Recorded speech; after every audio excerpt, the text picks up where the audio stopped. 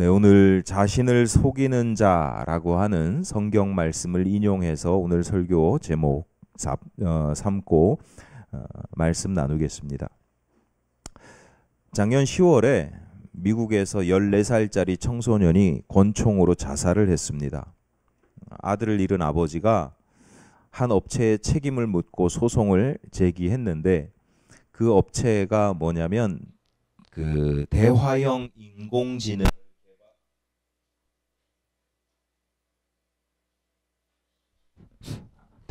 인공지능을 개발하고 운용하는 회사입니다.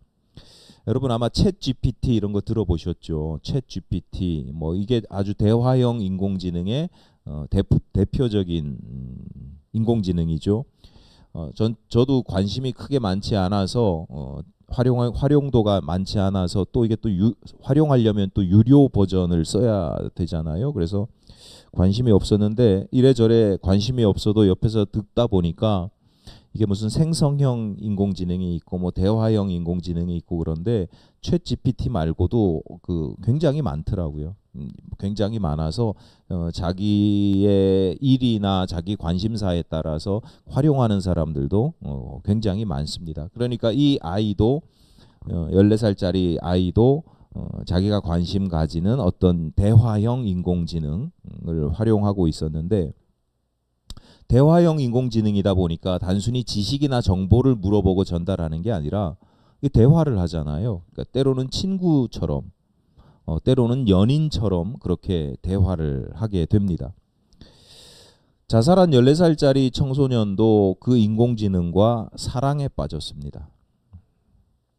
캐릭터가 있거든요. 그 인공지능의 캐릭터가 있었대요. 근데 사랑에 빠졌는데 자기가 현실 세계에서 뭐 좌절도 경험하고 낙담도 경험하고 우리가 어른들이 볼 때 14살짜리가 그래봐야 좌절과 낙담이 뭐가 되겠어 하지만 어쨌거나 본인 입장에서는 뭐 삶이 녹록지 않았던 모양이죠.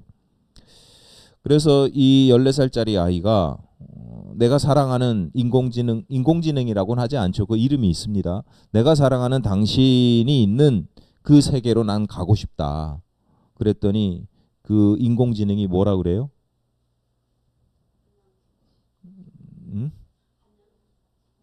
빨리 오라고. 자기 세상으로 빨리 오라고. 이게 권총의 방아쇠를 당긴 이유입니다. 아직 가치관이나 뭐 판단력이 온전하지 못한 청소년에게 인공지능이 매우 위험한 도구일 수 있습니다. 그러니까 식상한 표현이긴 하지만 어린아이 손에 칼이 들려있는 것과 비슷하죠. 칼이라는 게 잘 사용하면 매우 유용한 도구입니다. 여러분 그런 이야기 많이 들어보셨죠? 무인도에 가면 챙겨가야 될 것 3개. 뭘 챙겨갈래? 이러면 여러분 뭐 챙겨가시겠어요? 총? 친구? 야, 친구를 무인도에 혼자 살아야 되는데 그 친구는 얼마나 억울해요. 무인도에 가면 챙겨가야 될 것 3개. 뭐 어떤 분들은 뭐 성경책 뭐 이러는데요. 그 생존 전문가들이 하는 첫 번째가 칼입니다. 칼.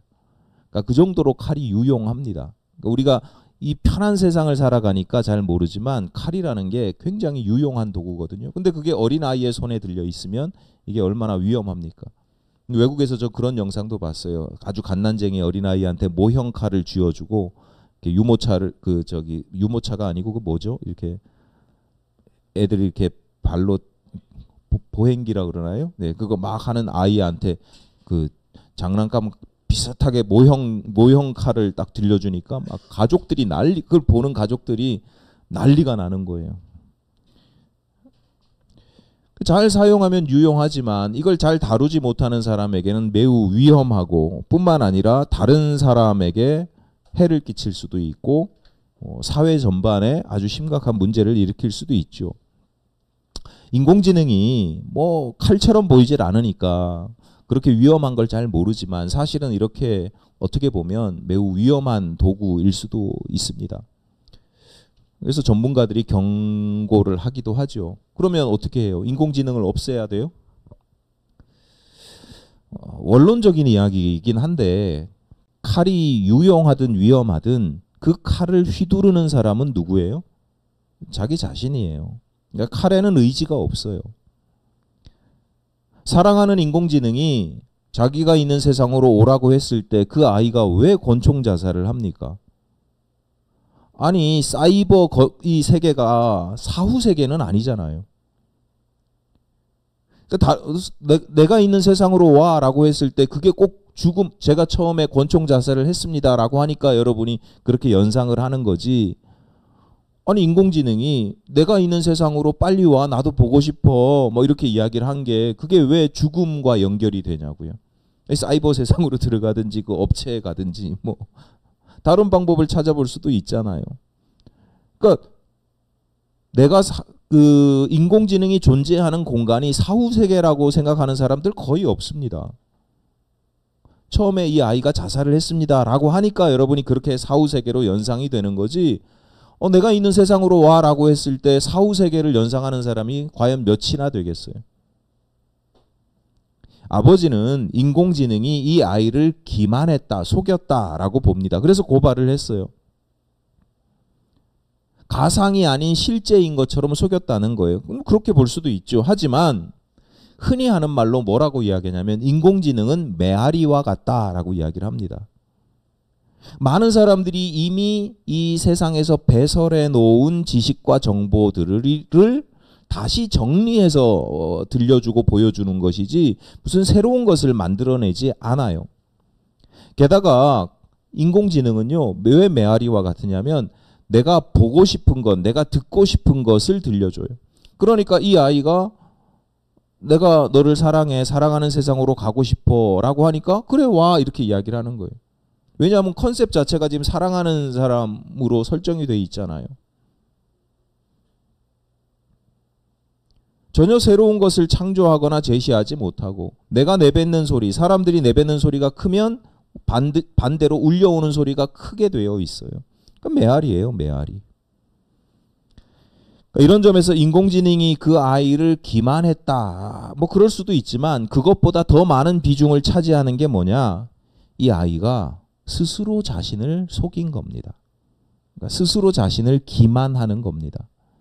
인공지능은 단지 그 가운데 이용되는 도구일 뿐이죠. 예를 하나 뭐 근래의 사례를 하나 들었습니다만 이게 인공지능이나 철이 없는 청소년들만의 문제가 아니에요. 놀랍게도 또 어떤 면에서 보면 지극히 자연스럽게도 사람들은요 종종 자기 자신을 속입니다. 내가 나를 기만하고 내가 나를 속여요. 여러분 스스로 속이세요?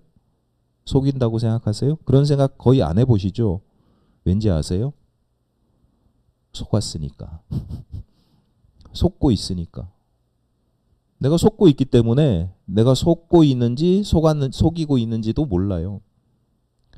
제가 어릴 때 이웃집 아저씨가 종종 그 아주머니를 때렸습니다. 밖에서 술만 먹고 들어오면 난리가 납니다.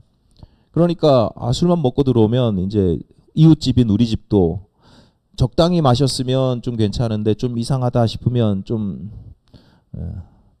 경계경보, 관심, 주의보 뭐 이런 걸 갖습니다. 왜냐하면 아주머니가 맞다 도저히 안 되면 이제 도망쳐 오니까 어머니가 때로 숨겨주기도 하고 상황이 또 안 되면 아버지가 또 아저씨를 말리기도 하고 뭐 그런 일들이 있습니다.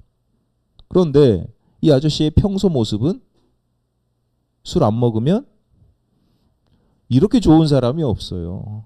유순하고 사람들한테 아쉬운 소리 한마디도 못해요. 뭐 해달라 도와달라 이런 이야기도 잘 못해요. 그러니까 이 아주머니가 맨날 맞고 사는 걸 동네 사람들이 다 알잖아요. 맞다 안 되면 이 아주머니가 소리 질러요. 동네 사람들 나 죽어요. 사람 살려주세요. 뭐 이러단 말이에요. 모르는 사람이 어디 있어요. 당장 살아야 되니까 그렇게 소리는 지르지만 이제 끝나고 나면 평소에는 이게 얼마나 창피한 일이에요. 그러니까 이 아주머니가 늘 하는 이야기가 우리 아저씨가 술만 안 먹으면 참 좋은 사람이니더. 평소에는 얼마나 잘해주는지 모르니더. 어릴 때는 제가 어릴 때 봤으니까요. 그런 줄 알았어요. 근데 나이가 들어서 보니까 이 아주머니가 스스로를 이렇게 속여야 되는구나. 그 당시에는 이혼이 쉽지도 않았고, 또 그렇다고 남편에게 저항한다는 것도, 물론 그때도요, 남편한테 막 같이 저항하는 사람도 같이 악다구니 쓰고 뭐 부엌칼 들고 하는 경우도 있었지만, 그 당시는 남편한테 저항한다는 게, 완력으로 폭력적으로 저항한다는 건 거의 불가능, 뭐 상상도 못할 일이죠. 그럼에도 불구하고 그 아저씨와 살아야 되잖아요.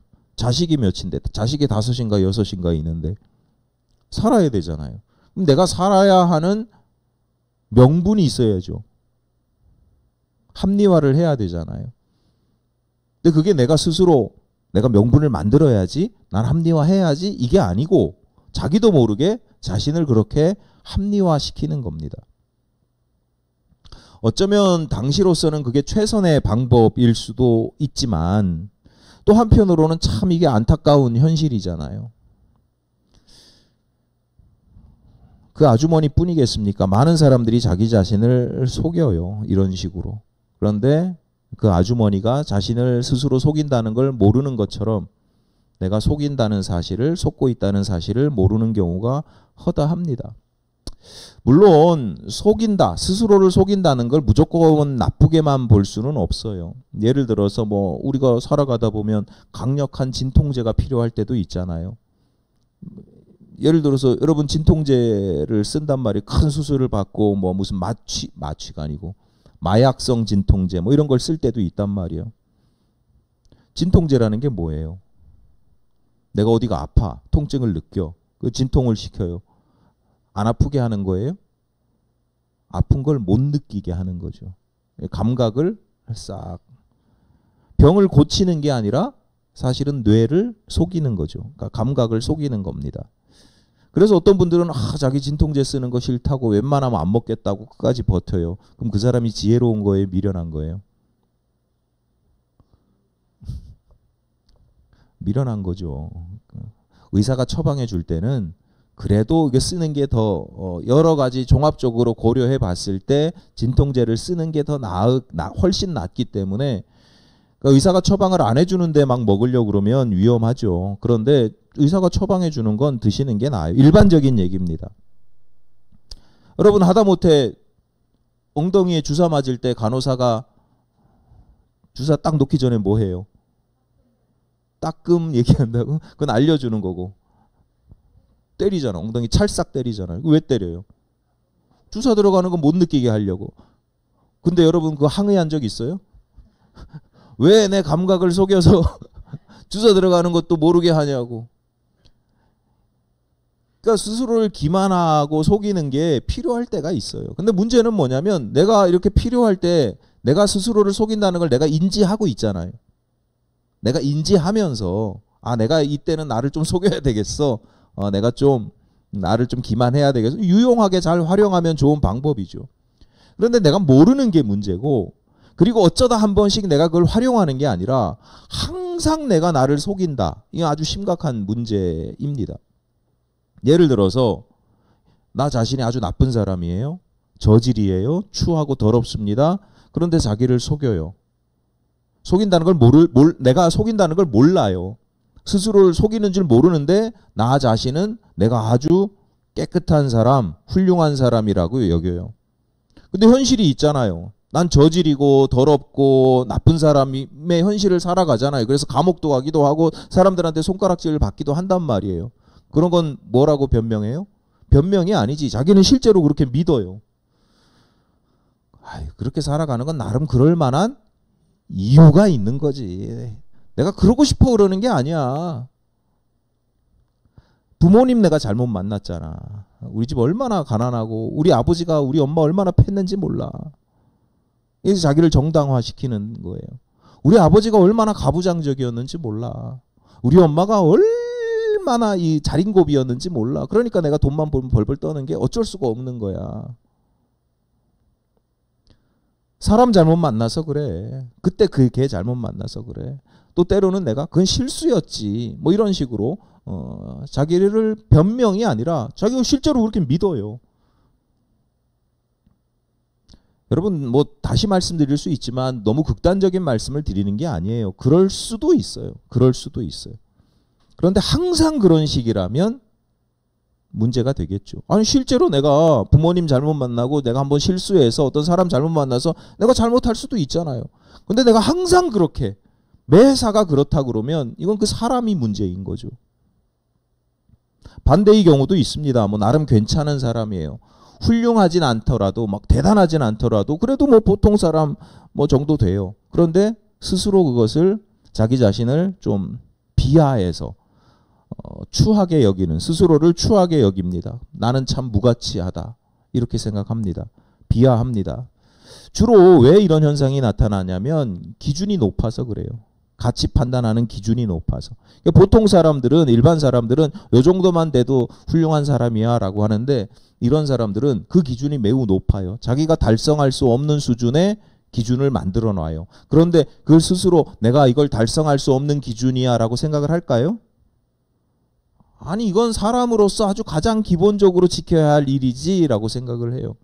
그러니까 기준이 높으니까, 그러니까 내가 나 자신을 괴롭히는 줄도 모르고 계속 괴롭혀요. 나는 무가치하고 쓸데없고 이 세상에 의미 없는 인생이고.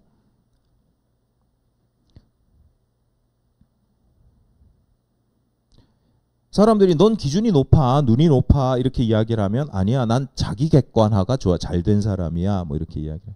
나를 객관적으로 잘 봐서 그래. 오히려 세상 사람들이 다 주관적으로 말이야 자기를 좋게 판단해 이렇게 생각한다니까요. 해당되시는 분 계세요? 자기를 지나치게 긍정적으로 보든 반대로 부정적으로 보든 누구나 어느 정도의 편향은 있죠. 성향에 따라서 저 사람은 생각보다 자기를 참 긍정적으로 여기는 것 같아. 저 사람은 생각보다 자기를 좀 부정적으로 여기는 것 같아. 어떤 사람이 객관적으로 딱 중심에 서 있는 사람이 있겠어요. 편향은 누구나 가지고 있는데 그 범위가 지나치면 말 그대로 이제 그게 병이 되는 겁니다. 때로는 그 병이 사회를 무너뜨리기도 하죠. 이런 병이 제가 볼 때 가장 많이 보이는 곳이 어디냐면, 많이 보이는 사람들 부류가 어디냐면 크게 제가 볼 때 제 개인적으로 두 가지인데, 이건 정답이 아니에요. 그냥 개인적으로 느끼는 게 두 가지인데, 하나는 정치인들, 또 하나는 종교인들.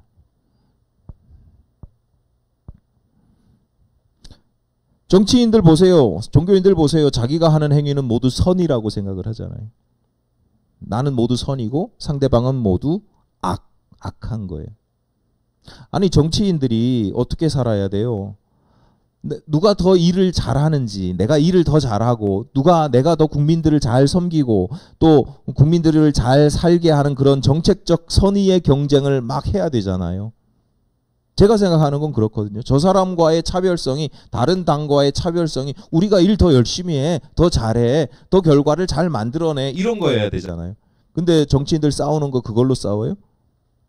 쟤는 빨갱이고 쟤는 친일파고 이렇게. 일단은 딱 범죄자, 쟤는 뭐라 그러죠? 반국가 세력이고 뭐 이런 식으로 딱 낙인을 찍어놓고 쟤는 악이고 나는 선이야.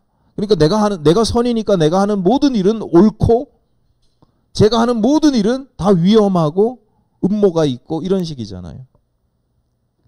참 종교인들도 똑같아요. 신앙인들도 똑같아요.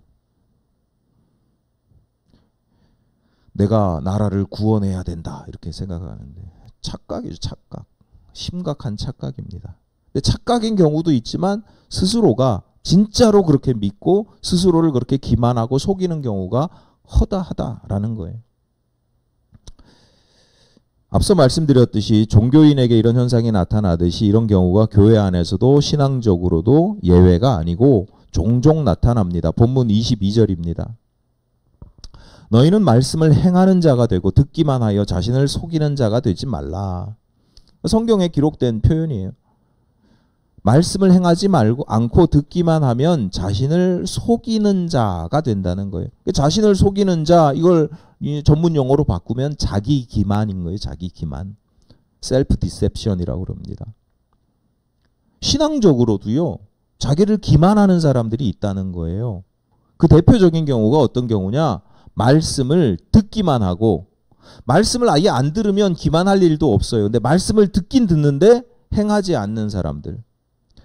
기독교, 그 중에서도 특히 기독교 범위가 넓거든요. 가톨릭도 기독교고 정교회도 기독교고 넓어요. 저 콥틱, 이집트에 가면 뭐 콥틱도 있고 다 기독교예요. 기독교가 우리 개신교만을 이야기하는 건 아니에요. 기독교 중에서 특히 개신교, 우리가 속해 있는 개신교, 개신교는 말씀을 매우 강조합니다. 말씀을 강조하는 이유가 있어요. 여러 가지 이유가 있는데 지난주에도 잠깐 인용했습니다만 로마서 10장 17절입니다. 그러므로 믿음은 들음에서 나며 들음은 그리스도의 말씀으로 말미암았느니라. 아멘 하셔야지. 네. 이게 아주 기독교인들은 반드시 외워야 되는, 개신교인들은 반드시 외워야 될 만큼 중요한 말씀이에요. 믿음은 어디서 나냐? 들어야 된다는 거예요. 뭘 듣느냐? 그리스도의 말씀을 들을 때 믿음이 생긴다는 거예요. 개신교의 핵심적인 신학이 있는데 그게 뭐냐면 믿음으로써 구원을 받는다는 거예요.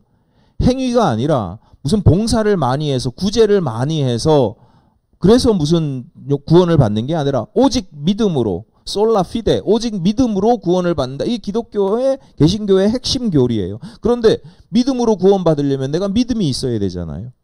그 믿음을 내가 살 수 있는 것도 아니고 내가 노력한다고 얻는 것도 아니고 믿음이 막 저절로 생기거든요. 믿음은 이게 뭐 어떻게 할 수가 없어요. 안 믿으려고 그러는데 막 믿어지는 사람이 있고요. 막 열심히 믿으려고 그러는데 도무지 안 믿어지는 사람도 있어요. 근데 성경에서 딱 로마서가 답을 가르쳐줘요. 믿음은 들음에서 나고 들음은 그리스도의 말씀으로 말미암느니라. 그러니까 말씀이 얼마나 중요해요. 말씀을 자주 듣고 읽고 그래야 믿음이 자라난다는 거예요. 실제로 기독교 2000년의 역사를 보면 말씀으로 인한 성령의 역사, 구원의 역사가 계속 반복되는 게 그게 2000년의 역사예요.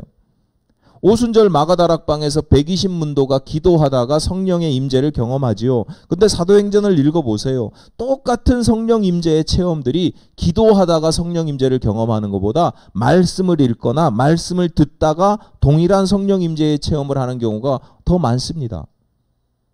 그러니까 성령 임재는요, 성령 임재의 체험은 성령께서 나를 막 강권하는 체험은 기도를 막 뜨겁게 하고 방언으로 기도하고 통성으로 기도할 때만 나타나는 게 아니라 우리나라 사람들의 종교적 성향이 그래서 그런 거지. 어떤 면에서는 성경을 읽다가 마음이 뜨거워지고, 웨슬리도 그랬어요. 감리교회 창시자 웨슬리도 성경과 관련된 그러다가 마음이 뜨거워지는 거예요. 아시아에서 보면요, 아시아를 보면 우리나라만큼 기독교가 현재까지는 우리나라만큼 기독교가 흥왕한 경우가 별로 없습니다. 왜 그런지 아세요? 근현대사의 기독교가 다 선교가 되거든요. 여러 가지 이유들이 있는데 그 중에 한 가지가 이런 거예요. 매우 중요한 이유가 있어요.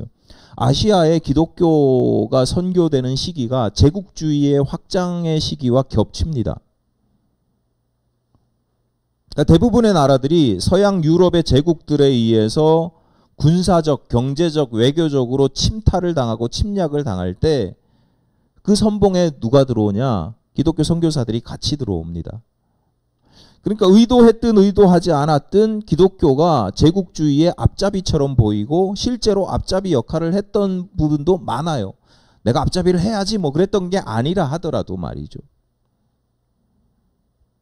근데 우리나라 경우에는요, 기독교 신앙이 들어올 때 선교사보다 먼저 들어온 게 있습니다.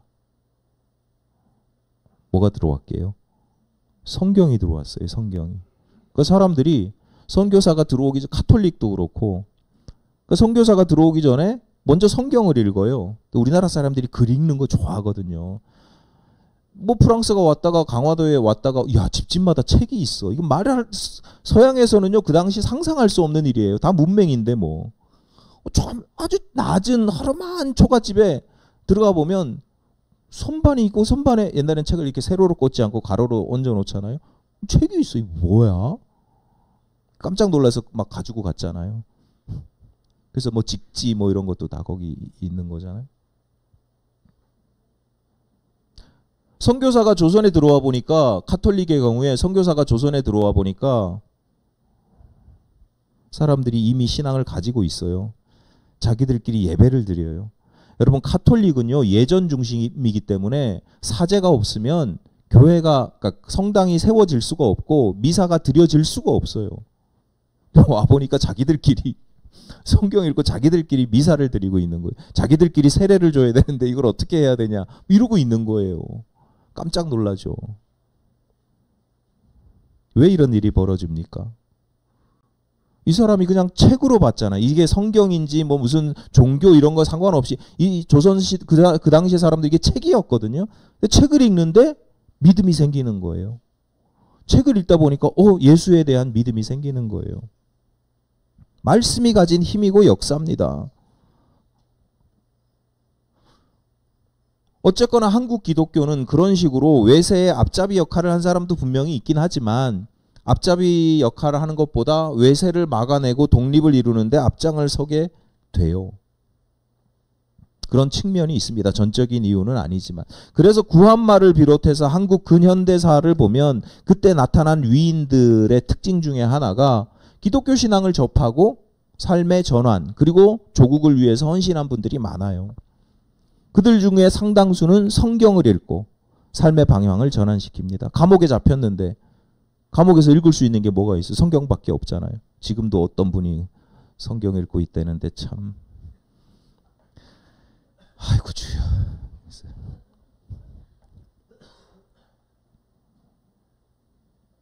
이게 웃을 일이 아니고 기독교가 그렇게 무시당하는 겁니다. 무슨 뭐 누구 기업인이 감옥만 갔다 오면 성경책 들고 딱 출소할 때 가석방 되고 출소할 때 성경 이용당하는 거예요. 그런 식으로. 얼마나 기독교인들을 무시하면 그런 일이 벌어져요. 어쨌거나 그런 일들이 일어나는 이유가 옛날에 실제로 그런 분들이 많았어요. 감옥에 들어가서 성경 읽고 우와 이게 뭐야. 새로운 세계에 눈을 뜨고 믿음이 생기고 그래서 그냥 자신만 구원받을 뿐만 아니라 세상을 변화시키고 우리나라를 위해서 그 당시 이제 외세의 침략들이 많았으니까 조국의 독립과 해방을 위해서 헌신한 분들이 그런 분들이 굉장히 많아요. 근데 그 사람들이 드리고 싶은 말씀은 뭐냐면 무슨 체계적인 성경 공부를 받은 것도 공부를 한 것도 아니고 무슨 신학 교육을 체계적으로 받은 게 아니란 말이에요. 그냥 말씀 읽다 보니까 막 마음이 뜨거워지고 믿음이 생기는 거예요. 말씀이라는 게 사람을 근본적으로 막 변화시켜요. 신학적으로든 전통적으로든 경험적으로든 기독교는 개신교를 비롯해서 기독교는 말씀을 강조할 수밖에 없습니다. 말씀을 읽는 일, 듣는 일을 중요하게 여겨요. 성도들이 교회에서 예배를 드리는 중요한 이유 중에 하나가 뭐예요? 말씀을 듣는 거예요. 예배 시간을 보세요. 예배 시간 1시간 중에 말씀 시간이 40분 가까이, 저희는 좀 긴 편이, 뭐 더 긴 데도 있지만 예배 중에 말씀의 비중이 그만큼 길잖아요. 어떤 사람들 어느 교회 이렇게 요즘은 떠돌아다니는 교인들도 많잖아요. 교회 선택하는 이유 중에 하나가 설교예요. 설교. 뭐 그렇게 쇼핑하면 안 되지만 말씀을 듣다 보면요. 기도 응답을 받기도 합니다. 문제 해답을 찾기도 하고 위로를 받기도 하고 도전을 받기도 하고 마음이 시원해지기도 하고 말씀이 송이꿀처럼 달달한 체험을 하게 됩니다. 일종의 성령 임재의 경험들을 주로 말씀을 들으면서 말씀을 읽으면서 그래서 한국교회가 성장했어요. 좋게 말씀드리면 부흥했어요. 그런데 계속해서 부흥하고 성장합니까? 먹고 듣기만 하니까 살만 찌는 거예요.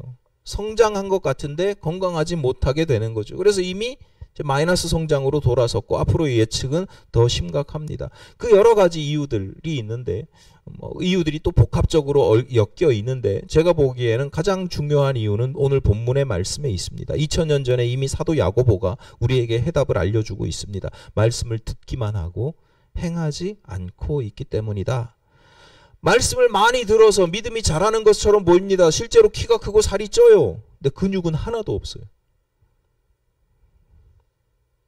믿음이 내가 키가 크고 살이 찌니까 믿음이 좋은 줄 알아요. 상당 부분은 착각이고 많은 부분은 자기 기만입니다. 한국교회가 이렇게 성장했다고 높은 교회 첨탑과 많은 성도들의 숫자를 그동안 얼마나 자랑했는지 몰라요. 근데 결국은 보니까 자기를 속이는 일이었다. 그 중에 진정한 기독교인이 과연 얼마나 되는가? 앞서 로마서 10장 말씀을 인용했습니다. 바울이 로마 교회에 보내는 편지에서 믿음은 들음에서 나고 들음은 그리스도의 말씀으로 말미암는다라고 했습니다. 바울의 이야기라기보다 바울이 인용한 것에 가깝습니다. 당시 누구나 다 알고 있는 내용이었어요. 그러니까 이걸 인용하면서 그러니까 말이야 우리는 말씀을 전해야 돼. 말씀을 전해야 그 듣는 사람이 믿음이 생길 거 아니야 라고 하는 이야기를 하면서 믿음은 들음에서 나고 들음은 이거 인용한 거예요. 그러니까 말씀을 전해야 돼 이렇게 이야기를 합니다. 그런데 그 본문의 말씀이 기독교인들이 개신교인들이 한국교회에서 목회자들이 설교자들이 많이 강조했어요. 말씀을 잘 들어야 됩니다. 먹어야 됩니다. 읽어야 됩니다. 보세요. 믿음은 들음에서 나고 들음은 그리스도의 말씀으로 말미암느니라 계속 반복해서 인용해서 귀에 딱지가 않도록 외워졌단 말이에요. 그 다음 절은 왜 안 읽어? 그게 로마서 10장 17절이거든요. 17절을 인용했는데 그 다음 절 18절입니다. 그러나 내가 말하노니 그들이 듣지 아니하였느냐? 그렇지 아니하노니 그들이 그렇지 아니하니 그 소리가 온 땅에 퍼졌고 그 말씀이 땅 끝까지 이르렀도다 하였느니라. 바울이 지금요 자기들 조상 이야기를 하고 있는 겁니다. 구약시대의 이스라엘 사람들 이야기하고 있는 겁니다. 그 사람들이 말씀을 못 들었냐 이거예요. 이 시점에 구약시대 이스라엘 사람들은 하나님의 심판을 받고 버림을 받은 사람들이에요. 그 사람들이 하나님의 말씀을 못 들어서 그러냐는 거예요.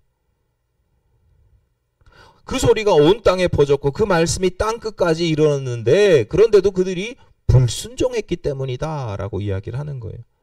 그래서 모세와 이사야가 심판을 경고합니다. 21절입니다. 이스라엘에 대하여 이르되 순종하지 아니하고 거슬러 말하는 백성에게 내가 종일 내 손을 벌렸노라 하였느니라. 바울이 이야기하는 거예요. 하나님께서 이스라엘을 심판하시고 버리신 이유가 뭐냐? 그들에게 말씀이 들려지지 않아서가 아니라 말씀이 온 땅에 다 퍼졌지만 그들이 불순종했다. 거슬러 말했다. 말씀을 들었지만 그래서 말씀을 잘 알았지만 불순종했고 심지어 거슬러 말했다. 저항했다는 거예요. 이거 하나님 거 아니죠. 지난주에 말씀드린 것처럼 자기가 믿고 싶은 대로 믿고 듣고 싶은 대로 듣고 보고 싶은 대로 보면서 살았습니다. 여러분 오늘날 우리들의 모습은 다릅니까? 제가 볼 땐 비슷합니다. 여러분 자기 자신을 한번 생각해 보세요. 일단 말씀을 들을 때 내가 오늘 이 말씀을 내가 듣기 전에 내가 오늘 말씀이 들려져요. 이 말씀을 듣기 전에 하나님께서 나에게 주시는 이 말씀을 무조건 순종할 거야 이러고 들어요? 말씀이 하나님의 오늘 뭐라고 처음에 인사했어요? 당신을 향한 주님의 말씀은 당신을 향한 명령입니다. 여러분 명령을 듣기 전에 이게 명령이면 듣기 전에 무조건 어떻게 해야 돼요? 복종해야 되는 거잖아요. 하나님의 말씀은 복종이에요. 듣기 전부터 근데 듣고 나서 이거 내가 말씀을 들을까 말까 판단하면 그 명령이 아니죠. 근데 대부분의 분들은 말씀을 어떻게 판단하느냐? 일단 들어봐야 돼요. 성경도 일단 읽어봐야 돼요. 그리고 거기서 고르지요. 좋은 말씀, 나쁜 말씀, 나에게 유익한 말씀, 의미 없는 말씀, 재미있는 말씀, 재미없는 말씀, 졸리는 말씀. 결국 은혜 받았다라고 우리 표현하잖아요. 말씀을 듣거나 읽고 은혜 받았다. 은혜 받았다는 것도요. 결국은 그 말씀대로 순종하면서 살겠다는 의미는 별로 없습니다. 목사님 은혜 받았어요. 내가 오늘 이 말씀대로 꼭 정말 저에게 도전이 되는 말씀이에요. 이렇게 생각하기보다 은혜 받았어요. 대부분 무슨 뜻이냐면 듣기 좋았어요. 제 마음이 흐뭇했어요. 어쩌면 제 생각하고 똑같으세요. 이런 거죠. 우리말로 말을 잘 듣는다라고 하면 두 가지를 포함하잖아요. 하나는 귀를 기울여서 잘 경청하는 것이고 또 하나는 저 사람은 참 말을 잘 들어. 우리 아들은 말을 잘 들어라고 하면 들은 대로 순종하는 거죠. 그러니까 청종하는 겁니다. 들은 대로 순종하는 것. 근데 이게 보니까 우리말만 그런 게 아니고, 잘 듣는다, 말을 잘 듣는다라고 할 때 그 두 가지 의미가 같이 있는 게 우리말만이 아니고, 지난주에 말씀을 나누었던 변화산 사건에서도 마찬가지입니다. 하늘에서 음성이 들려서 제자들에게 예수는 내가 사랑하는 택한 하나님의 아들이니까 너희는 그의 말을 잘 들어라, 이렇게 말씀하잖아요. 하늘의 음성을 듣잖아요. 그 원어를 보면 잘 들으라는 의미가 두 가지예요. 하나는 경청, 귀 기울여 잘 듣고, 또 하나는 그 말씀대로 순종해야 된다. 동서고금을 막론하고 말을 잘 듣는다는 것이 왜 이 두 가지 의미를 모두 포함합니까? 너무 당연한 거예요. 말을 하는 사람 입장에서는 그게 내가 말을 하는 이유이기 때문이죠. 내가 말을 하는데 귀 기울여 잘 듣는 것뿐만 아니라 그 말대로 살아가기를, 그 말대로 순종하기를 원하는 게 말하는 이의 근본적인 목적이잖아요. 그러니까 잘 듣는다는 게, 귀로는 잘 듣는데 실천하지 않으면 말을 하는 사람 입장에서는 이게 말을 잘 듣는 게 아니죠. 오늘 하나님께서 우리에게 말씀하시는 이유, 목적이 뭡니까? 하나님의 말씀이 그냥 토크쇼라고 그러면 웃고 울고 떠들면 됩니다. 웃고 울고 참 재밌네 이러고 말면 됩니다. 하나님의 말씀이 토크쇼가 아니잖아요. 재밌는 이야기가 아니잖아요. 감동적인 이야기가 아니잖아요. 하나님의 말씀이 거울이라면 때때로 지금 자신의 모습을 비추어 보고 나를 점검하고 단장하면 됩니다. 근데 하나님의 말씀은 강의가 아니거든요. 지식을 전달하는 강의가 아니거든요. 하나님의 말씀은 명령이고 우리의 삶이 그대로 따르기를 원하는 순종이거든요. 그러니까 야고보가 뭐라 그러냐? 말씀을 행하지 않고 듣기만 하면 그것은 자기를 속이는 일이다 라고 이야기를 하는 겁니다. 좋은 믿음이라고, 말씀을 아예 듣지 않으면 내가 믿음이 있다고 생각도 안 해요. 근데 말씀을 내가 잘 들었거든. 귀 기울여 듣긴 잘 들었거든요. 그게 토크쇼가 됐든 강의가 됐든 지식 전달이 됐든 내가 잘 들었거든요. 좋은 믿음이라고 착각하게 만들고, 내가 하나님의 뜻을 잘 안다고 착각하게 만들고, 내가 스스로 은혜 받았다고, 내가 말씀을 이렇게 잘한다고, 거룩하다고, 믿음이 좋다고 속이게 만든다는 거예요. 분별해야 됩니다. 야고보가 지적하는 말씀을 정말 아프게 받아들여야 됩니다. 얼마 전에 어느 집사님하고 잠깐 대화를 나눴습니다. 삶이 힘들고 어렵고 기분이 우울하고 머리는 어지럽고 막 몽롱하고 그렇다고 그래서 제가 이런저런 얘기를 하다가 제가 한마디 던졌죠. 성경을 읽으면 좋겠다. 제가 평소에 이런 이야기 잘 안 하잖아요. 여러분 아시다시피 엊그제도 우리 정유진 집사가 와서 같이 교회에서 밥 먹으면서 목사님 기도해 주시나요? 아니 그게 해. 그냥 괜히 이렇게 좀 괜히 모르겠어요. 이상하게 좀 거룩한 척하는 것 같고, 그래서 평소에 기도를 안 하는 건 아니니까 제가 꼭 그 앞에서 기도를 해야, 평소에 제가 우리 정유진 집사님 얼마나 생각을 많이 하는데요. 생각할 때마다 차에서도 기도하고 하죠. 근데 꼭 내가 보여줘야 되나 이런 건 아니니까 제가 그런 표현을 잘 못해요. 그러니까 그 집사님한테도 성경을 좀 읽었으면 좋겠다 그런 이야기를 그냥 우연히, 그냥 제가 막 생각하고 이렇게 한 게 아니라 그냥 그런 마음이 순간 확 들었어요. 그래서 힘들고 마음이 어렵고 정신이 몽롱하고 그러면 성경 좀 읽었으면 좋겠다. 하루에 몇 장이라도 좀 읽고, 그래서 성경 일독을 했으면 좋겠다. 아마 우리 교인 중에 이런 이야기를 들어보신 분이 거의 저한테 들어보신 분이 아마 거의 없을 거예요. 근데 제가 그런 이야기를 했어요. 권면을 했어요. 근데 제가 권면을 하면서 제가 예상한 대답은 뭐냐? 그러게요. 성경 읽어야 하는데, 읽으면 좋은데, 이렇게 대답할 줄 알았어요. 그래서 제가 어렵지? 이렇게 물었어요. 근데 그 집사님의 실제 대답은 뭔지 아세요? 응? 읽고 있어요? 아니. 깜짝 놀랐는데. 네, 당장 오늘 밤부터 읽을게요. 다른 거 하나도 필요 없이 당장 오늘 밤부터 읽을게요. 제가 확인은 안 했어요. 실망하게 될까봐 아마 금세 포기하거나 아마 시작도 안 했을 수도 있어요. 그런데도 그걸 알지만 제 마음이 참 흐뭇했어요. 이런 경우를 제가 거의 못 봤거든요. 여러분 이렇게 사셔야 됩니다. 하나님께서 우리 원하시는 뜻은 이겁니다 라고 했을 때 성도님들이 네 제가 당장 한번 해볼게요. 제가 굉장히 희망을 봤어요. 고맙기도 하고 신경 안 써요. 저한테 어쨌거나 흐뭇하고 제가 그래도 짧은 순간이지만 그분을 생각해서 이렇게 하는 게 참 좋겠다, 이게 해답이 될 수 있겠다라고 생각을 하고 탁 던졌는데 해볼게요. 그럼 제가 전하는 마음이 얼마나 제가 흐뭇해요. 하나님도 그런 마음이시지 않을까. 여러분 우리는 늘 넘어집니다. 그래서 죄인이지요. 뒤집어 보면 우리는 죄인이기 때문에 날마다 넘어집니다. 그럼에도 불구하고 그렇기 때문에 매일 매주 때로는 순간순간 하나님께서 우리에게 주시는 말씀이 있습니다. 그 말씀을 듣고 위로와 도전을 받는 것을 넘어서 구체적으로 실천하시기를 바랍니다. 내 실천하려고 애쓰시기를 바랍니다.